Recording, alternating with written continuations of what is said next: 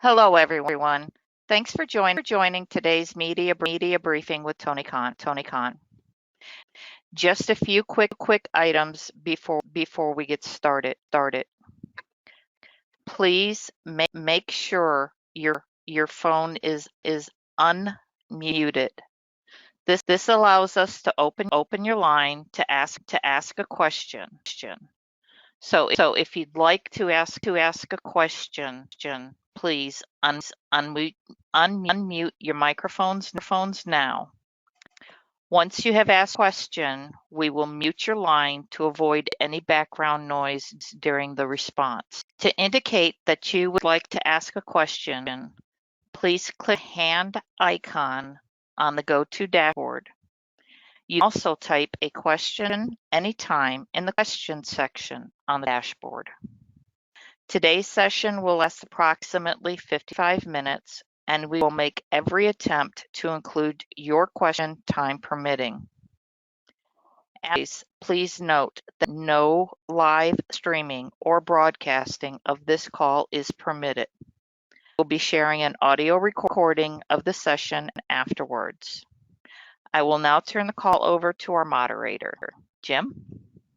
Thank you very much, everyone. Again, for joining us today for this special call with Tony to discuss the upcoming Cloud pay-per-view event this Sunday night. So we'll get going. Just a few quick housekeeping items in the interest of time, and we want to give as many people the opportunity to involve here. So we checked in with Tony earlier today. He's doing very well, so there's no need for everyone to ask. We appreciate that. We also kindly refrain from asking two-part questions. And please, if we can keep your questions focused on the upcoming All Out show. So kind of, because that's what's ahead here for all.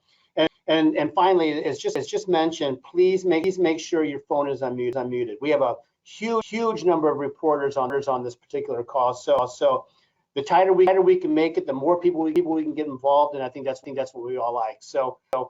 With that, I'm going to turn it over to Tony Khan for a couple opening thoughts, and then we're going to open the line for that for questions from you for the next 55 or so. Tony, you there? Yeah, Jim, I am. Well, thanks for the great introduction. Hello, everybody, and really excited to catch up with everybody ahead of All Out. You can get started whenever you're ready, Jim. That's wonderful. So let's get going. I'm gonna call on Chris Mueller. He's going to kick us off from Bleacher Report. So Chris, be ready here. And Chris, I'm going to go to Brendan Thurston from WrestleNomics. So Chris, you're leading us off. Hey, Doc. All right. Thanks. Hey, Tony. Thanks for taking the time. So we just saw quite a bit get added to the card here over the last week or two. And I was just wondering if you could expand on why you maybe waited as long as you did make some of those announcements so close to the event. Sure. A lot of it was due to people coming back from injury and not being able to control that. So CM Punk, we didn't feel good about CM Punk coming out and doing anything physical till he and his doctors were ready for that. And August 10th, Quake by the Lake, he came back like out of hell. And now there's questions. Punk mocks too. Did CM Punk come back too soon? But he definitely came back and got in the ring as quickly as he physically possibly could have. And it has put us in a really interesting situation leading into the pay-per-view and given us a lot to talk about going into this match. So I think that's a very exciting situation. I was really excited about the Bryan Danielson American Dragon versus Lionheart Chris Jericho match. It was not really possible to get it going the way I wanted to until around July 27th. I was I think it was the July 27th was the Wednesday, I believe, and we were in Massachusetts for the Ring of Honor pay-per-view, and I had gotten the clearance that Danielson would be coming back finally at the end of July. He had been gone for about two months, and I made a lot of fundamental changes to the middle parts of this story, but we were able to do a lot of great things to make everything work out really positively. We had a great Anarchy in the Arena match. It's one of the best matches in AEW history. It is considered a 5-star match by a lot of people, and it's my favorite things we've ever done. But the fallout and the really negative part of the match was an injury to Bryan Danielson that put him out of action for about 2 months. And in that time, you're losing the greatest wrestling star in the history of the sport. And that's coming at a time when the world champion CM Punk, another one of the biggest stars in wrestling, was out. So I brought in Claudio Castagnoli to help with the Blackpool Combat Club. Also, it was timing. You had really planned for Claudio to potentially be coming in around the Honor pay-per-view anyway. He came in a bit earlier, worked the Forbidden Door, and then worked the Blood and Guts match. And by filling for Bryan in the Forbidden Door against Zack Sabre and in the Blood and Guts match against Jericho Appreciation Society, it got Claudio into AEW in a way really differently sooner than I had originally planned. And with Bryan Danielson versus Daniel Garcia, I picked things up following Death Before Dishonor with Danielson's come match versus Garcia, and of course Garcia getting a shocking upset win that led to a rematch with Garcia, which was something I built up for the promotion of the HBO House of the Dragon event, and I really wanted to make sure for our awesome media partner Warner Brothers Discovery, when they asked me to come up with something good to promote House of the Dragon, I felt like I had something really strong with the Danielson versus Garcia 2 out of 3 falls match with Ricky the Dragon Steamboat at ringside, and all of this to further the storyline of what's happening between Danielson and Garcia, what's happening between Jericho and Garcia, and 2 of the all-time great wrestlers going one-on-one now, Danielson versus Jericho, and things came circle this summer. I think Jericho being in the best condition he's been in. You know, Jericho and Mox have really stepped up the company in a major way when so many of the top stars were down. And it was very that they had that world title match. Again, a lot of people thought the 5-star match, and it's another one of my favorite TV match. And Moxley versus Jericho got us going in a bit at the Quake by the Lake. And then, of course, CM Punk came back after that. And then the Lionheart, I think Chris looks as good as I really do, and certainly as good as he's ever been in AEW, and he back the clock in many ways. And amazing to see a side-by-side of Lionheart 26 years apart. Would have been great to get some of these matches maybe out a little sooner, but I think we got with the beats of the stories perfectly given the availability of the biggest stars. So that were the matches on the card. And, there's a domino effect with a lot of those things, for a lot of reasons why things were announced when they were announced. But certainly for the trios tournament, for example, we still don't know because of the nature of the tournament. And some of that was based on the availability to Bragg. Also, Kenny returning from injury about as quickly as he possibly could have. And I had to work around the availability of Will Ospreay. So those are just some of the factors in Doc, but very complicated. And Forbidden Door and All Out both were affected injury bug. But honestly, I felt like I had a little bit more time to tie things together for All Out and get us in a place, because ahead of Forbidden Door, there were only 4 weeks, Double or Nothing and Forbidden Door, and 2 of the biggest stars on the Forbidden card, Punk and Danielson, were out. So it was working to save that show, and I had a bit more time to put this stuff together where, at least coming out of Death Before Dishonor at the end of July, I had a pretty good idea when people would be back, and then really I thought the month of August was really strong, and July 27th were really strong for AEW, where I feel like the last 5 shows of Dynamite have been really actually excellent. And I don't think it's just my opinion. You can go to Cage Match, and hundreds of fans just put their ratings on the matches like IMDb for movies, and this is one of the strongest 5-week runs in the history of the show. And I think it's in large part due to having some of the great stars back from injury. Thanks, Doc. Thanks, Chris. Thanks, Tony. Brandon Thurston from WrestleNomics is next, and Brandon will be followed by Amy Nemedy from WrestleJoy. Brandon? Hi, Tony. Thanks for the time again. Have great, Brandon. Thanks for calling.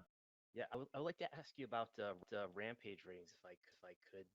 The monthly averages for Rampage have been gradually a little bit lower sequentially in most months. Last year at this time, Rampage, of course, was doing very, very strong ratings. But even if you look back on January averaged 0.23 rating in 18 to 49. August just finished averaging a little over half that at 0.14. And over time, we've fewer appearances on Rampage from people like Punk and Jericho and Moxley. Maybe that has something to do with it, but I'm wondering, what do you think the reason is for that trend in viewership for Rampage, and are you comfortable with the ratings for that show being what they are lately? I'm so glad you asked, because you really set me up for something I'm really excited to talk about. Thank you very much, Brandon. I have seen that. So in anticipation of a lot of the top stars in AEW returning, this is the effect of a lot of the top stars out.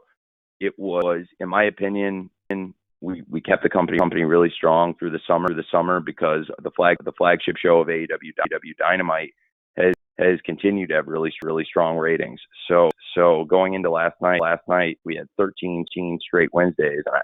I don't know last night's numbers yet, honestly, but going into last night we had 13 straight days where we've been top 2 shows on cable. I'm pretty sure the majority of the 13, like Brandon would know whether it's 9 or 10 out of the 13 weeks, we've been number 1 show on cable on Wednesdays.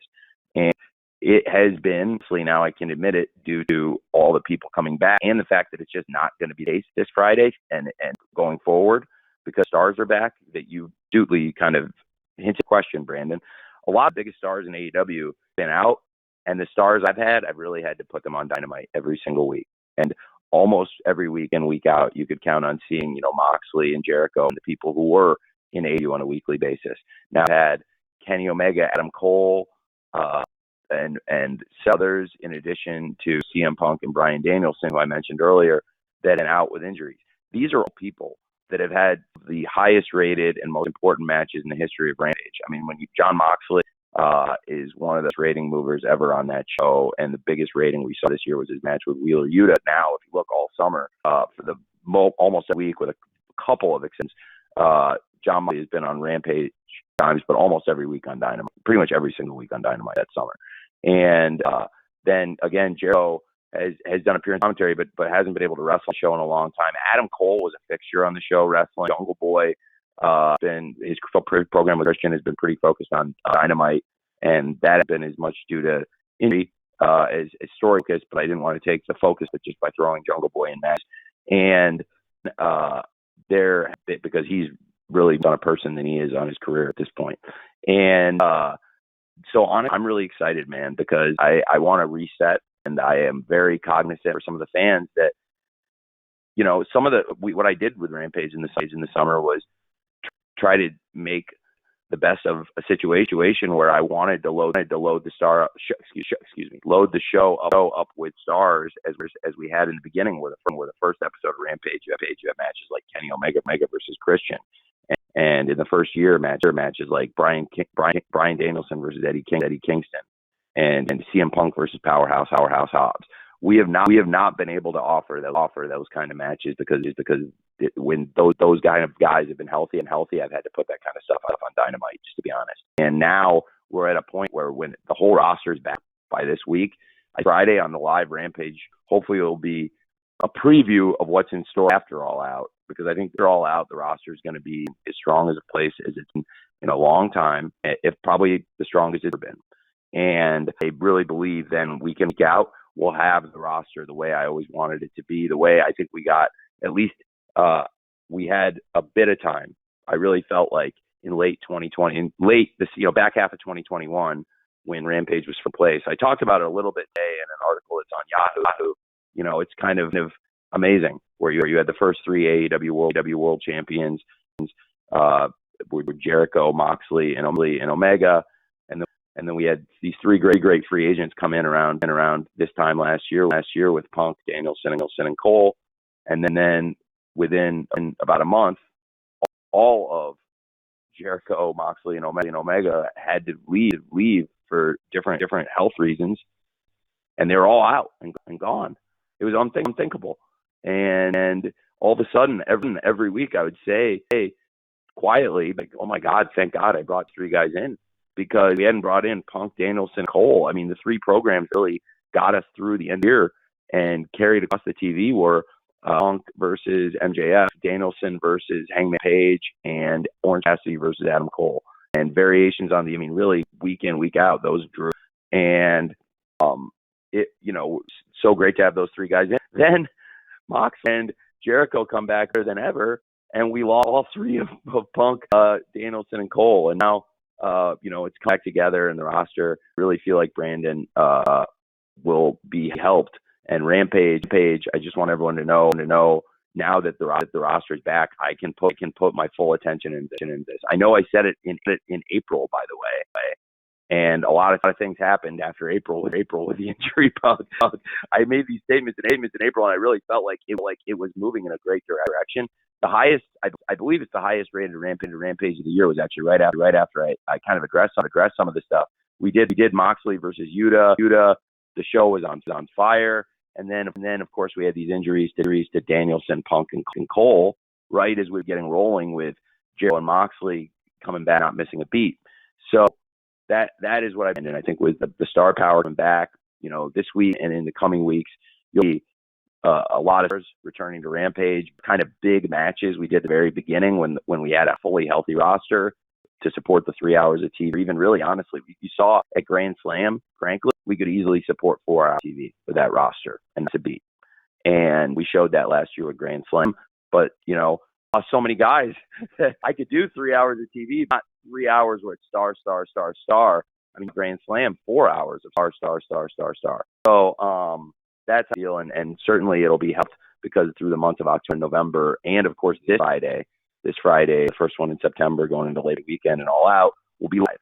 And we have more live pages through the rest of the year than we have all year combined so far. So I'm excited for that. The question, because it's something I really wanted to cover. Thank you, Brandon. Thanks, Brandon. Amy Nemedy from Joy is next. I'm going to follow right in after Amy from Kenny McIntyre, Inside the Ropes. Amy? Hi, Tony. Last year's All Out was one of the best shows in AEW history, and it looks like this year's All Out is going to stack up very similarly from 0 hour to the pre-show all the way to the main event of All Out proper. This card is super stacked. But one of is that, or I guess two of them that I have my eye on are the women's matches. We have two big women's matches on the Out card. We have Jamie Hayter, Toni Storm, Britt Baker, and Hikaru Shida fighting for the interim women's championship, and Jade Cargill and Athena fighting for the TBS championship. Both of these have a lot of history between the opponents and a lot of rich storytelling within the women's division. What was it like putting these matches together, and do you have any expectations there might be some surprise stealers within these women's matches? Great question. I'm very excited for both matches. Really excited to have Athena in AEW. She's been tremendous. It's great to have someone of her experience, and I think it's going to be a great matchup of styles with Athena versus Jade. It is certainly with Jade's size. In some ways, you consider Athena the underdog, but with Athena's experience, that gives her a big advantage. So we'll hear these two women, what they have to say tomorrow night on Rampage. They're going to sit down with Mark Henry and get a preview of the fight, and we'll have a little bit more of an idea what to expect from Jade versus Athena for the TS title. So I'm really excited for that and excited to hear what they have to say with Mark on Rampage tomorrow night.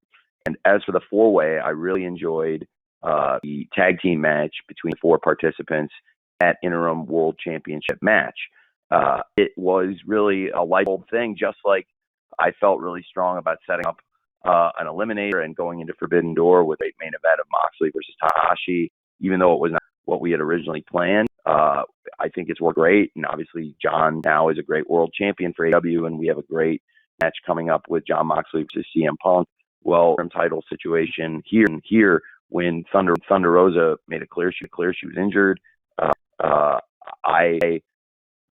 felt the same way I did when CM Punk got hurt. We have a great champion who's injured. We need to protect the champion and protect the championship and make sure the fans are getting great championship matches and keep the title situation hot. So I thought the right thing to do, and what we did was have Thunder Rosa take some time, have her injuries heal, and crown an interim women's world champion. I think it's going to be a match, and it took me not long to come up. I thought the 4 best wrestlers for the match would be, because I think that it's so clear. You have world champion Hikaru Shida. She picked up the big win in the match last night. She's excellent. Her partner, the number 1 contender, Toni Storm, I felt like she had an amazing match with Rosa. They formed a great partnership, and thought Toni was a very worthy top contender, still is. And I think, they were in the tag match last night too. So it's interesting. And so really good to have former world champion Dr. Britt Baker here in the mix here. She's got a lot of history with both Hikaru Shida and Toni Storm, and I'll be very interested to see how things develop with Jamie Hayter. It's going to be every woman for herself, and all fighting for the interim world championship. So that'll be something to keep an eye on, of course, with the close friendship and relationship between Dr. Britt Baker and Jamie Hayter, both in that match fighting for the title. So I'm really excited for it. I think that's the best wrestlers in the ring. So I think that's going to be an awesome match. And anybody has any idea what to expect, which is really good, and should be an awesome match. And so I'm excited for both of those title matches. Thank you for asking. Thank you, Amy. After I read Kenny McIntosh's write-in question, we're gonna go to Jay Shell Nicole from Inclusive Creations. So Tony, what Kenny's got here is he's talking a little bit about Punk and Moxley going at each other, having a match on television to help build for the pay-per-view. Did you see that as a risky strategy, or did you feel like that was the way to go? Yeah, I'm sorry. Can you one more time? Can you tell me with one more time? Read that. Sorry. Sure. He's kind of curious as to the idea of doing a different kind of a build up with Punk and Moxley by doing a match on television, leading into a match between those two on a pay-per-view. Is that a sort of taking a chance by doing that, or sure. Got it. Well, thanks for the question, and I appreciate it. Certainly, now I understand, and I think it's a question that's come up a lot, and I just want to double check sure I got the gist of it, which I think I do. It's a great question. A lot of people are asking it, and I do think it's been a big benefit and different than what we've typically done. And it's funny. It's one extreme to the other, because I've done go-home shows where all days in the barn, and it can be a challenge. And really just you have everything teed up, and you're really just kind of taking practice swings home to the ball that's already on the tee. In this case, I knew a fast and furious build-up, but the anticipation has been even stronger. I wouldn't say we should do it like this every time, but this is the 15th for AEW, and we've never done it like this, and I think it made the build very exciting. It's raised a lot of questions going into the match, a lot of speculation about what the future holds for both men, what the future holds for the championship, going to happen in Jon Moxley versus CM Punk Part 2, based on what happened in that match on TV. It also was undeniably a great ratings draw for us. We had a tremendous audience last week, and I think most of the people, or a large percentage of the people on the call, at least hopefully would have seen the press release that Warner Brothers Discovery put out in support of the tremendous ratings we pulled last week, which was again, we were the number 1 show on cable, and had a big lift week over week. And the biggest thing of all that I thought was really, really cool was I thought we built even more interest and intrigue in the pay-per-view while doing the big total audience the show done since February. So I'm really pleased with it. Now, what it created was a week of people loudly, what the heck is going on here? This is crazy. And I think that was good.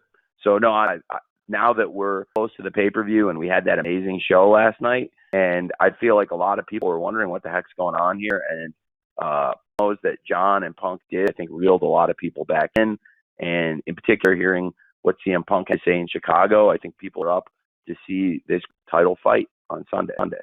So thanks, Jim. I appreciate you giving me that question, and I really do feel very good about where we're at with it now that we've had some great TV, and I think there's a lot of excitement going into Sunday's pay-per-view.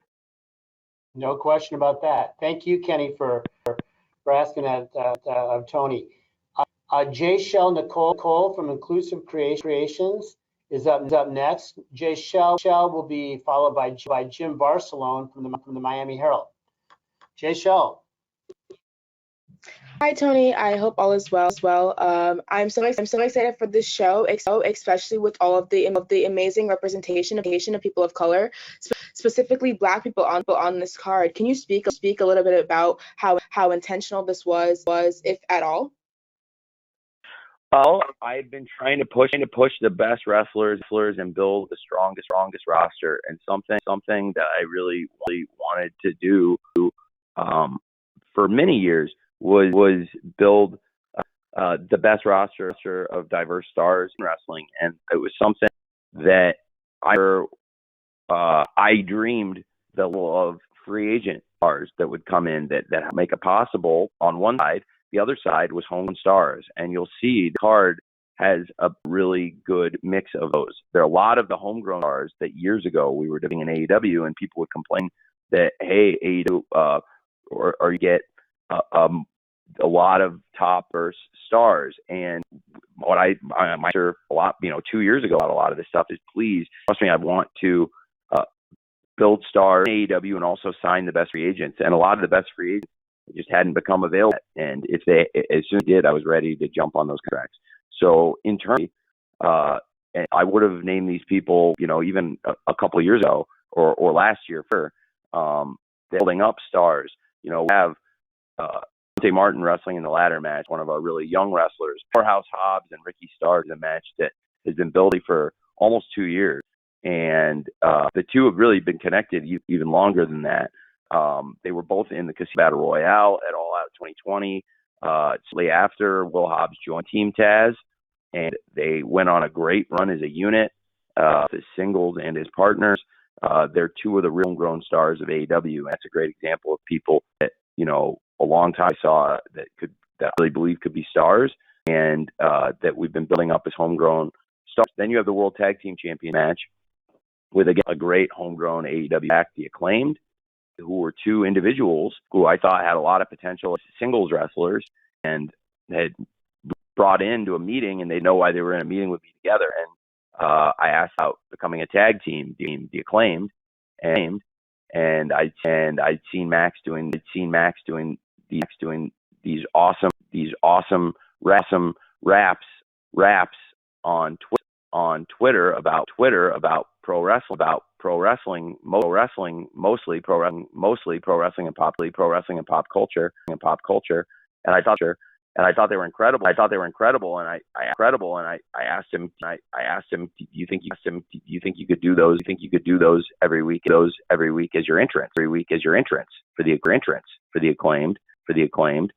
And we started experimenting with it in Daly's Place 2 years ago, and it's become one of my favorite acts, one of my favorite things in pro wrestling. They're two of my favorite, and I'm happy the Acclaimed have earned this opportunity on pay-per-view. Their opponents are amazing wrestlers who I never would have dreamed a year ago could be in AEW so soon.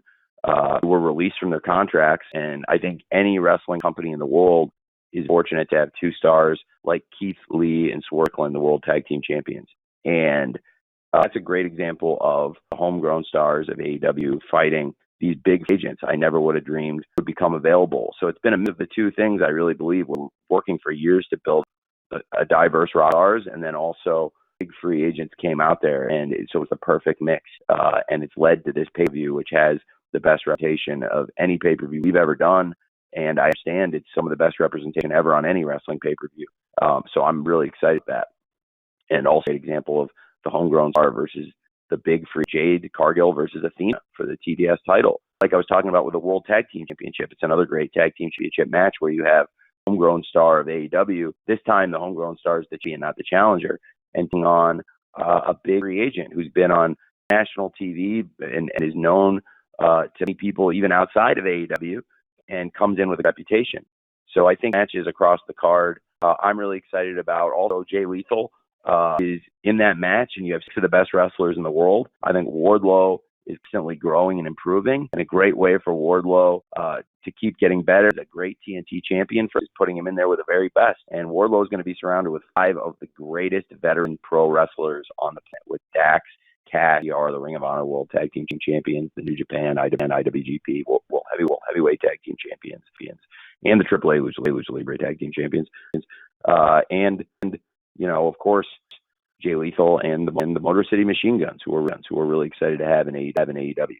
So all those matches, and all those wrestlers really excited about that. And Jay Lethal, a great veteran, and another great example of somebody that I a couple years ago I wouldn't have expected to be in AEW, but another great veteran presence with a great reputation as a wrestler. And so all of that coming together, I think has made this card much stronger and gotten me very excited for it. And so I think with a great mix, to your question of something we've worked for years to build stars in AEW and also to sign the best free agents, and this card is a great mix of those plans. Michelle. Jim Barcelone from the Miami Herald, you are up next. Jim will be followed by Jim Schlegel from 98 in Baltimore. James. Thank you, Tony, Jim, and everybody. I was curious, because talking a lot of injuries, and when you're putting now the strengths together, and maybe in the past, I don't know, do you have a plan B now moving forward when you're putting these together, or no, just go with it and then just see what happens? In the back of your mind, similar in sports where you have roster depth, in a way, when you build that roster depth, that is your backup plan. But it's not that simple. A great, Forbidden Door was more of very quick. I need to take this plug out and switch it with this one and move, rewiring things. Whereas building to All Out, I was still able to get to the big matches I really wanted, that I thought would be the amazing headline matches for this show. We had to find a different way to get there. So with Punk and Mox, we found, I think, a really exciting way that got a ton of buzz. That these two are the greatest talkers in wrestling, and they still talk their talk. Week 1 3, I guess we call the Quake by the Lake with Prize Punk return. Then for the following 3 weeks, week 3 and week 1, great talking. Week the action happened in the ring. I do think with them we had, this was the most exciting way we could have presented it. And I do think people would have been really amped for the match had they just talked for 3 weeks instead of doing the match in the middle. But there's way more buzz about the match. And nobody knows what's going to happen coming out of that. And I think that's awesome. And also it really helped the TV and the pay-per-view. So it was a unique way to approach it. But I was able to still hit on stuff for this pay-per-view that I wanted to get to. It's hard to beat Jon Moxley versus CM Punk for the AEW World Championship, and American Dragon Bryan Danielson versus Lionheart Chris Jericho. So we got to where I wanted to get for this pay-per-view. For Forbidden Door, we just weren't going to be able to do the matches because Punk and Danielson weren't going to be on the show. It wasn't like I was going to be able to rush to get to their matches. It had to completely change.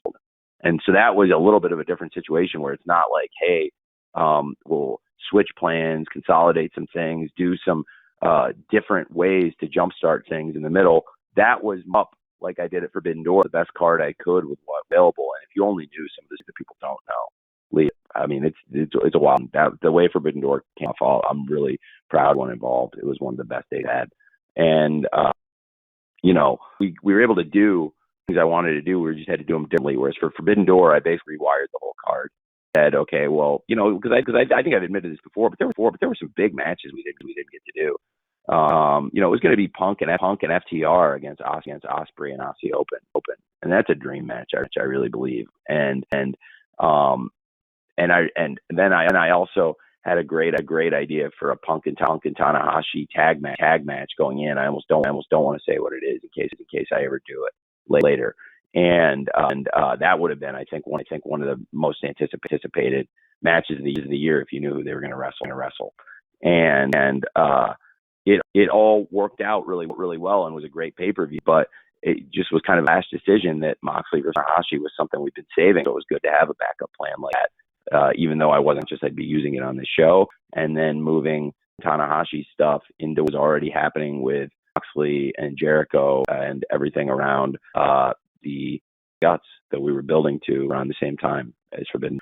So anyway, you do try to have depth, and that can lead you to back plans, and then it's a question, do you change your plans entirely, or do you find a different way to get from point A to point C by taking a different route through B? Thanks for asking. So it's a good question about how things get done. Thank you, Jim. As promised, I've got a question, Tony, with Justin Schlegel will be next, 98 Rock, Baltimore. And then we have a write-in from Joey Williams from Hollywood's World of Sports. So Justin, you're up. Tony, another great all-out card looks like it's upon us, and the Forbidden Door philosophy is all over this, with Mobile Machine Guns coming in from Impact, a legendary team, Tomohiro Ishii being added to the pre-show with Eddie Kingston from New Japan.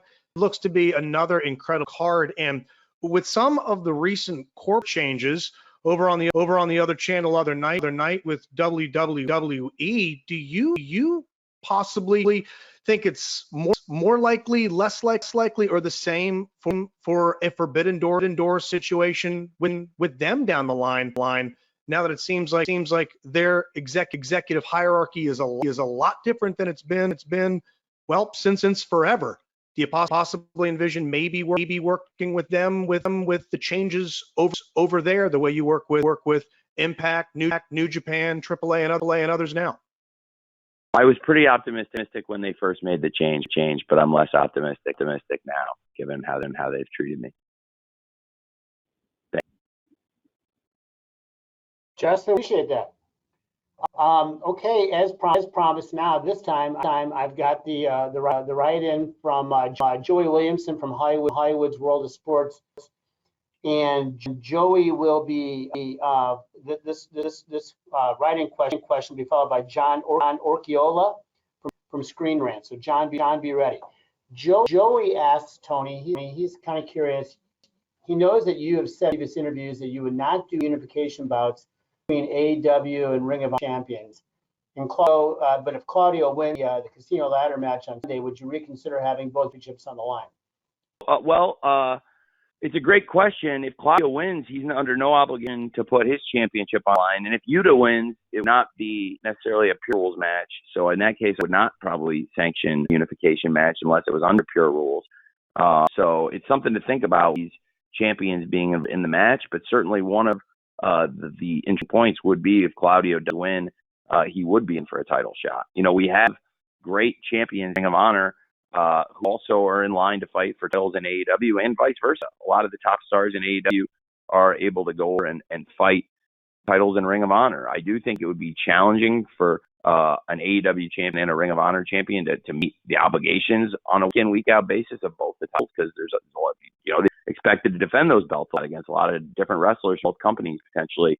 So hopefully Ring of Honor going on a weekly basis, which is still something I'm working regularly to make happen. And I think it would be very interesting if Claudio does win the ladder match. Certainly, the Ring of Honor World Champion would be in a great position to challenge for the AEW World Championship. Fantastic. Thank you for answering that question, Tony. So John Orchiola from Screen Rant is next. John, I hope I was pronouncing your last name appropriately. Forgive me if not. And then Samantha Shipman from Daily DDT will follow John. John, you're up.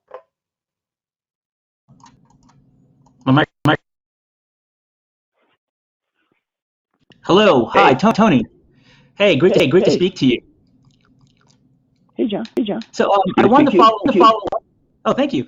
I wanted to follow up the question about the women's division and Thunder Rosa's injury, which threw a wrench in the plans at All Out.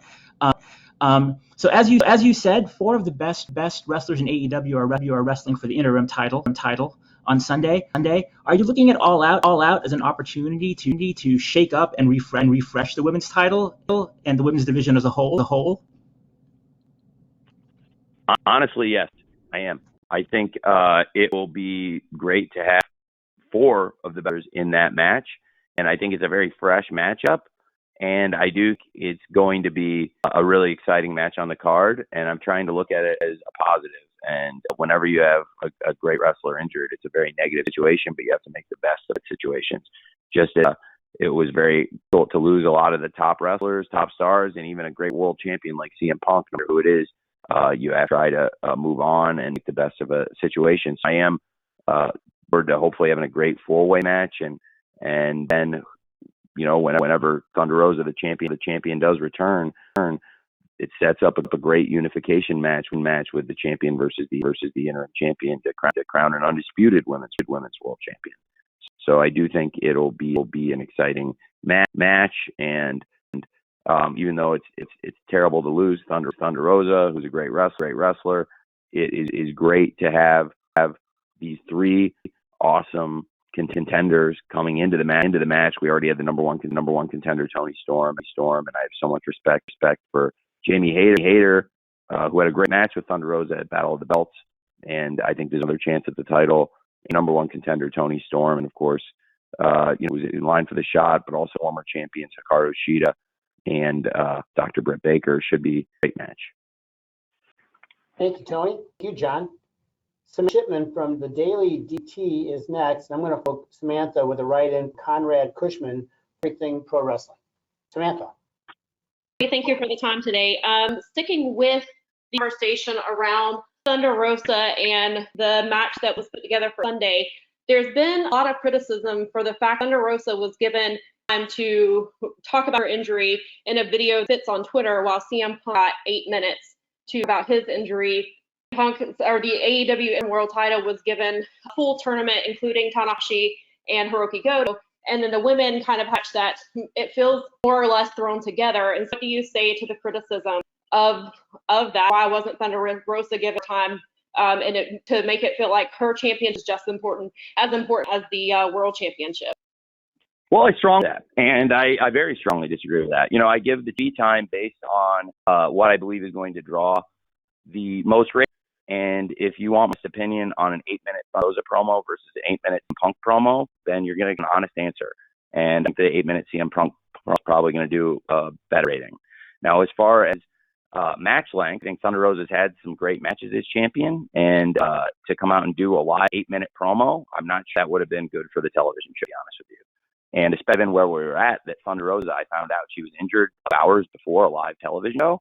I don't really have time to put an 8-minute promo in when I had just a couple hours notice versus CM Punk. I knew days earlier that he was pretty badly hurt, and we had already made a plan 2 days earlier for that. Furthermore, a lot of people criticized the way John got to his match with Tanahashi. So I guess you can't please everybody no matter what you do. And I've actually seen more people excited about the four-way match with Shida versus Britt Baker versus Jamie Hayter versus Toni Storm than they were for the original match. And I think the four-way is one of the more anticipated matches on the card. And I've seen people way more excited about that, honestly, than in some cases the way we got through the casino battle royal match. I think Kyle O'Reilly is one of the best wrestlers in the world. But some people complained when I had Kyle get that opportunity. To be honest, John versus Kyle was one of my personal favorite TV matches. I have watched that match so many times. I loved all the details of it. I will literally now tell you about them. I will tell I can offline. I went online and talked about that match that was tremendous.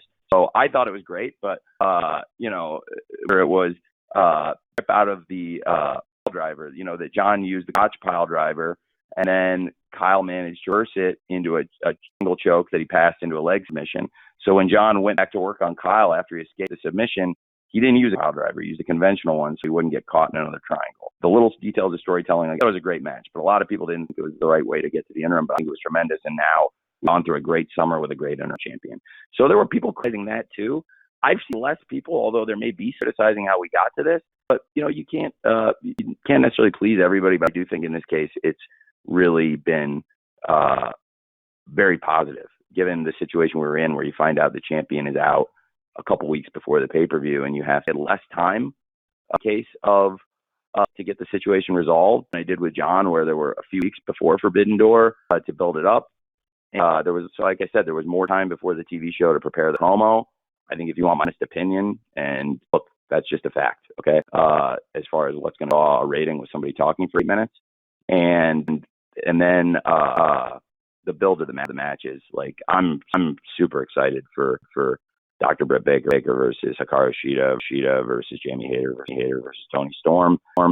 And I think a lot of people are probably more excited for that than they were for how we got to the first interim title. So, but you're definitely entitled to your opinion. Thank you.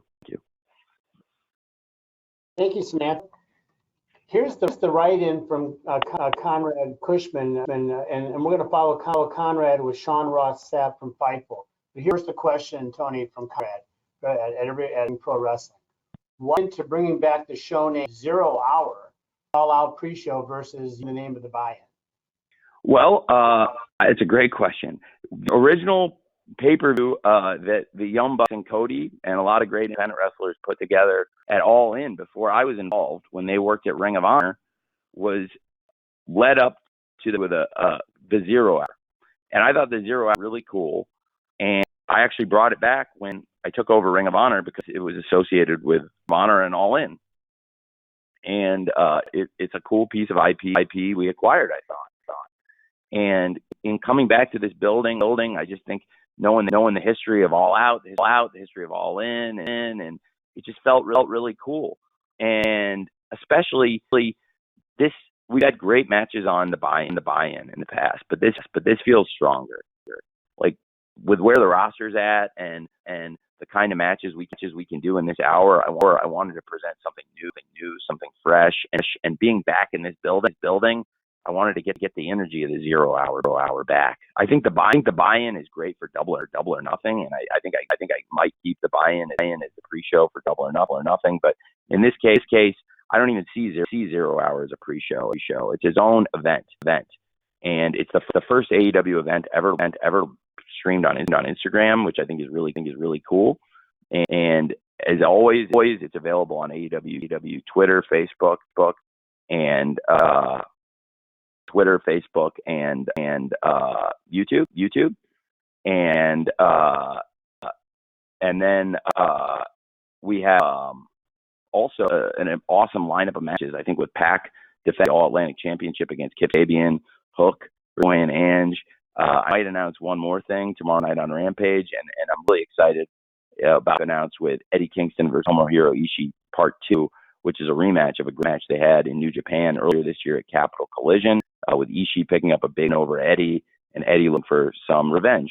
So I am fired up for this pay-per-view, and also fired up for 0 Hour. And I just think it's a great way to kick the show off and get people excited, and hopefully give people around the world a great free wrestling show. In addition to all the paid streaming wrestling that's on this weekend, I think anybody in the world should be able, if they have an internet connection, to watch 0 Hour and get 1 hour of great free wrestling. Even if you don't have the money to afford by pay-per-view. And I know there's a lot of fans. I expect 6 figures worth of homes buying the view, and millions of pay-per-view revenue, but you want to think of every fan, and that's why I think it's really cool to be able to offer at least a great hour of slump pro wrestling to everybody, and then also for those people watching, try to get them, if they can afford it and if they're able to do it, to buy the pay-per-view on Sunday night, which I think we built a great tradition over Labor Day weekend. And if you think back, this is the All Out, and before All was All In, and it started with the 0 Hour here in Hoff Dates in the same arena. So I just thought it was a very cool way to build up that hour of match. Thank you, Conrad. Sean Ross Sapp from Fightful is next, and we're going to follow Sean with Nick Hausman. 10 minutes. Sean, you're up.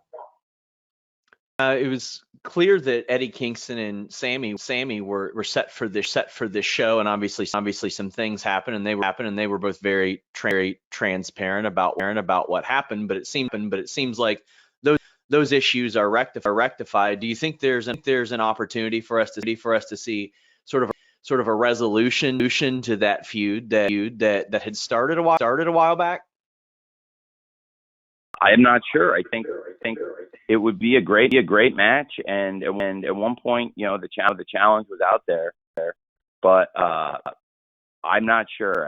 It's something to see. Obviously, the two guys have not gotten along, and sometimes that lends itself very well to a pro wrestling match to see people settle their differences in the ring. I think that's what we all like to see.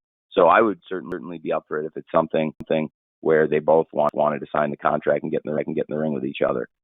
But it takes, in this case 3 to tango, and I'm there, but I'm only one of the 3. Thanks, Sean. Thank you, Tony. Nick Hausman from Wrestling Inc. and Nick will be followed by Bill Pritchard from WrestleZone. Nick? Hello, too much for taking the time today. Hey, thank you. Thank you for taking the time talking. Oh, my pleasure.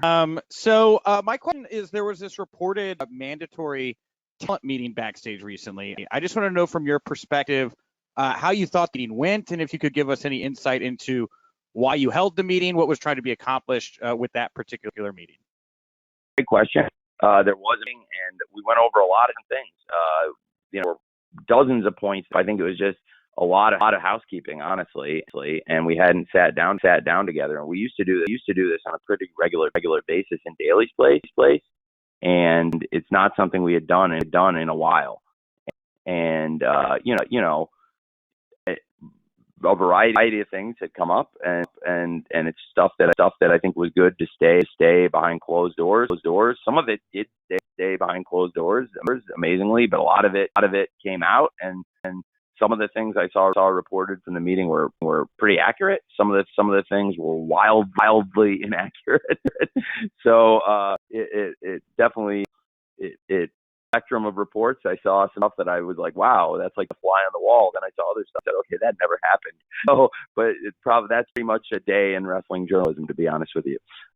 Not just that particular. I thought it was to get together and talk about a number of things. There one issue had come up that you've seen written about, and I don't really get into it. If somebody asked me, I guess I'd get into it a little bit more, but there were some issues that talent had come to us about and said, I think you should probably know about this, and based on the talent coming to us and telling us that and giving us their feedback and telling us stuff that had happened with them, to them, both in the company and things happening outside the company from other companies even. And based on what the talent was saying to us, we thought it was good to have a meeting with everybody. And I thought the meeting went really well. Certainly this week was really positive week of television, and I think really good energy going into the pay-per-view. And everybody felt really strong last night's show, and it was a good Timothy Arena. So I think it was a really positive meeting. Thank you, Nick. Thank you, Tony. We're going to go with Bill Pritt from WrestleZone, and I'm going to end the show with write-in from Izzy Silvani. So I'm going to put the write-in. Unusual. We're running out of time here, but Pritchard from WrestleZone next. Hey, Tony, hear me? Yep. All right, cool. Thanks for taking the time. In looking at the all-out card, I know you said that there's a lot of matches already confirmed. You might announce some more stuff, but I was curious how much of a decision, or how important was it to ensure maybe Ring of Honor was represented on the show? I know Claudio and Yuta are in the casino match, but as of right now, there, unless you could speak otherwise, there's no confirmed Ring of Honor events coming up. So was that a decision, or was that on your mind when building out this card that you still want to make sure that Ring of Honor has a review presence? Well, that is a big of it. But to be honest, I want to do the best AEW show I can do this weekend for the AEW fans. And it involves bringing the best wrestlers in the world. And in my opinion, in this case, a lot of the best wrestlers in the world are in Ring of Honor. And Mercedes, as the women's world champion, Ring of Honor, is actually out with an injury, but will be back soon. A lot of the other Ring of Honor world champions presented on this card, and in particular, FR, I think, are a credit any wrestling event they're on, including this pay-per-view. I think that'd be a great match with 6 great stars, 6 very great wrestlers, and 1 awesome trios match with some great champions on that team with TNT champ Wardlow and FTR, who are the Honor World Tag Champs. And of course, you mentioned Claudio, and we have Wheeler Yuta in that great casino ladder match. And I think if you're going to put a great field of wrestlers together and fighting for the ties in AEW, you're going to want to bring in the best wrestlers. And in this case, I do think Claudio and Yuta are 2 of the best, and they are also champions in honor, in addition to being great members of the Blackpool Combat Club here in AEW. Well, thank you, Tony. And as promised, we're going to finish here with a write-in from Izzy from the hot tag with Izzy. She wrote in, Tony, recently on Busted Open, you said that you left a lot of storylines open going into All Out. However, last night we saw some storylines sort of bridge the gap between now and Sunday, like Jon Moxley versus CM Punk. So would you say that there is a storyline that's still open going into? Would you say that there is a storyline that's still open going into Sunday? The fans really should be keeping an eye on maybe tomorrow night. Can you, Jim? Can you? Sorry, what's? Can you give me that one more time, Jim? That right, Jim? Yeah. So I just make sure I understand it. Well, recently on Busted Open, you said that you left a lot of storylines open going into All Out, but then last night, some of those storylines sort of bridged the gap. You know, we started coming together. But are there still some storylines that maybe we need to kind of keep an eye on that will sort of crystallize between now and Sunday night? I think the pay-per-view come together really well. I was referring to that a world championship match signed and delivered tonight on Wednesday, that it will be the undisputed champion Jon Moxley versus former champion and the #1 contender in this great rematch All Out. And that we also sealed up this big match with versus this nobody knew they wanted, but the fans last night certainly reacted huge when they saw Sting and Miro together. And that was awesome. So I think that versus Sting and Darby and Miro, great match we added to the card. The pay-per-view card is looking. I potentially am open to adding stuff to either the or the 0 hour, and I think if you watch Rampage tomorrow night, you may see a little bit more, but definitely to your point, Jim, and the point of the write-in question, I guess the write-in questions point, that it certainly we certainly did bridge some of those gaps. I thought, and tightened it up last night on Dynamite, and we'll get one step closer to All Out. The final stop on the road to All Out is, of course, tomorrow night. Tomorrow night we have Rampage, followed by the countdown to All Out on TNT. It's another reason to watch tomorrow night. We'll have some great wrestling on the show, including the Rampage trios tournament finals. But the countdown shows, I think feature some of the best promos and interviews in pro wrestling, and they're on TNT. And to the people who say you got to put all these promos on TV, you you can't just put the good promos on the internet. Like why aren't they putting these on TV? Because you do see a lot of that. Well, the show's on TV. It's on TV, and I would love for you to watch it, please. It's on after Rampage, and we love your viewers and love for you to check it out.